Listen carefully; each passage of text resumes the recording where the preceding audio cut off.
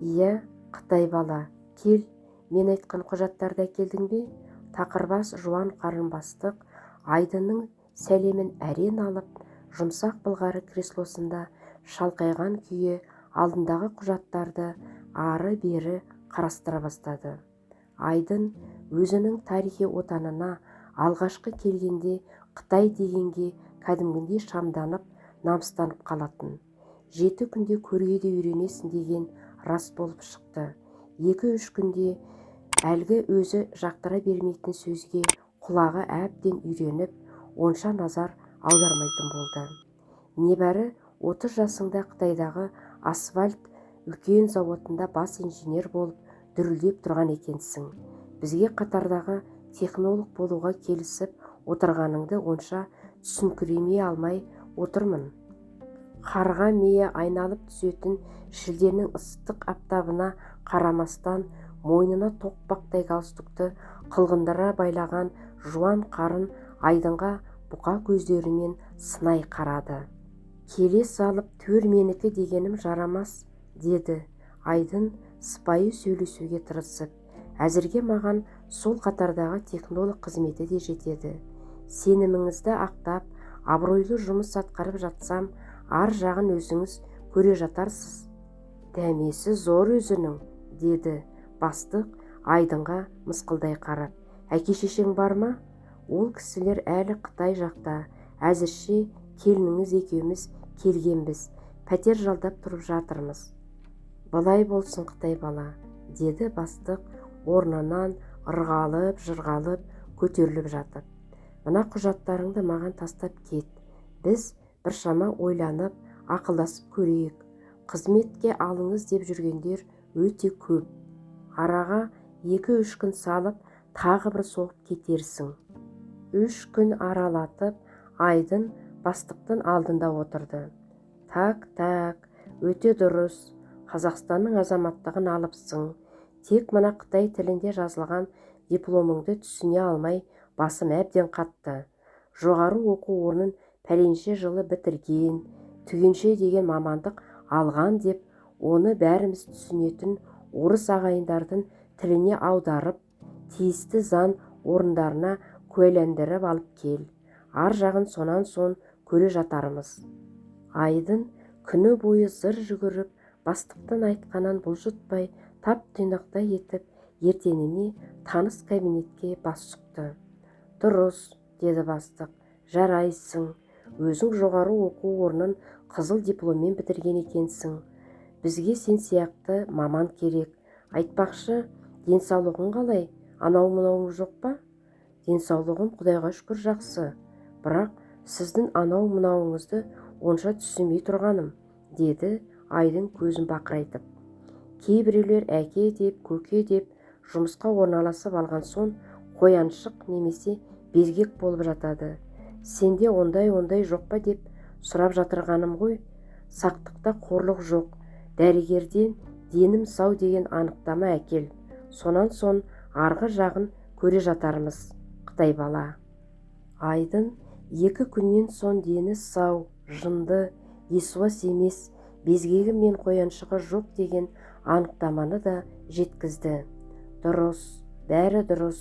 Айтпақшы, қаланың қай жерінде пәтерде тұрып жатырсың, деді бастық быртық саусақтарымен столды тақылдатып. Қаланың шығысына кіре берістегі Татарка деген жерде, деді Айдын. Солай ма? Деді бастық басын шайқап. Болмайды. Татарка қайда, Қалқаман қайда? Екеуінің арасы жер мен көктей. Пәтеріңді шұғыл түрде ауыстыр. Олай болмаған жағдайда сен күнде жұмысқа кешігіп, сау басыңа сақина тілеп аласың. Не істесем екен? Деп Айдынның басы төмен салбырап кетті. Пәтердің жанбас ақысын жарты жылға алдын ала төлеп қойған едім аға. Оның үстіне келініңіздің ай күні жақындап отыр еді. Әтеш шақырмай жатып, ерте тұрсам да жұмыстан кешікпеймін аға. Сізді ұятқа қалдырмаймын аға.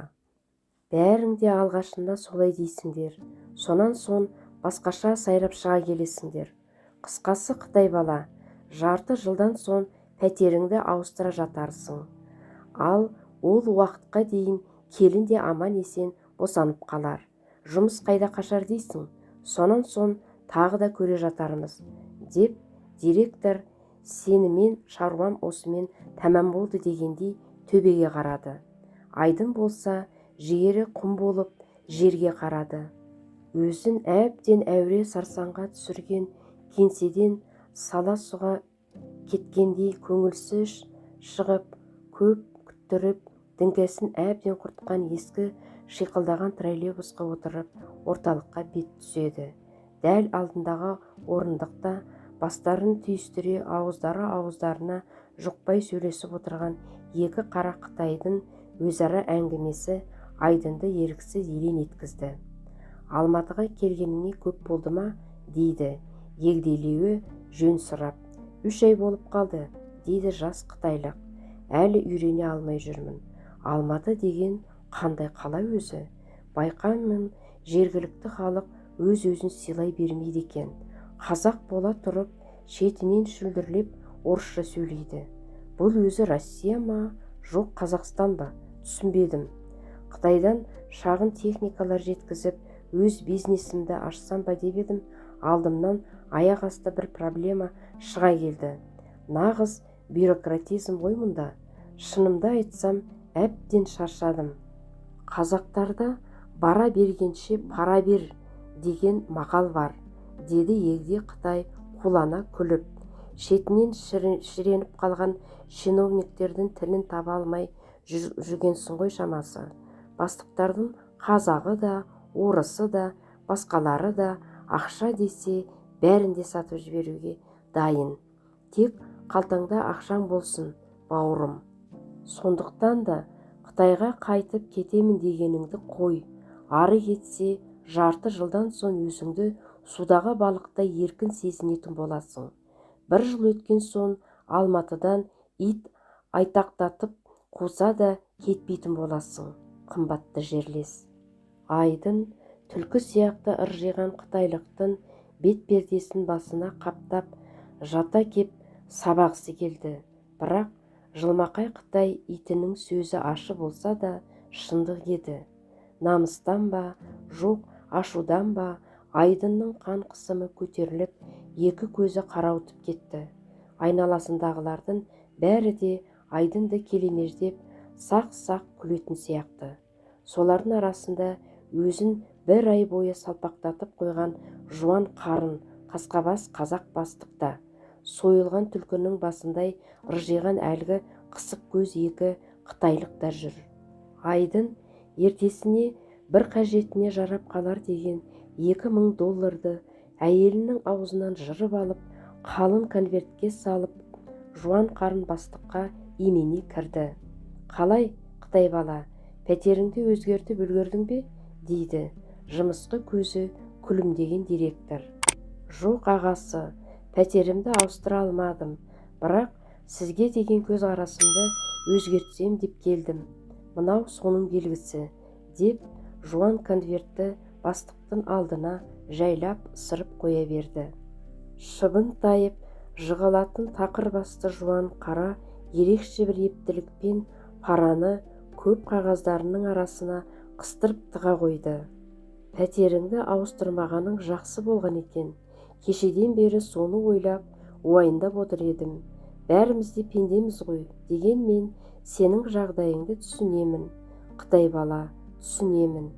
Түк болмағандай қабырғасы қайысып, қамқорси сөйлеген бастық, шыбын қонса тайып жығылатын жылтыр басын кішігірім жайнамаздай қол орамалымен сүртіп болды да, алдындағы қоңырауды басып, қабылдау бөлмесіндегі құмырсқа бел келіншекті шұғыл шақырды. Сол күннен ақ асфальт жасау зауытының бас директоры Арсызбай Жалманбайұлы Айдын Мұратұлын жұмысқа қабылдау жөніндегі бұйрығын бұрқ еткізді.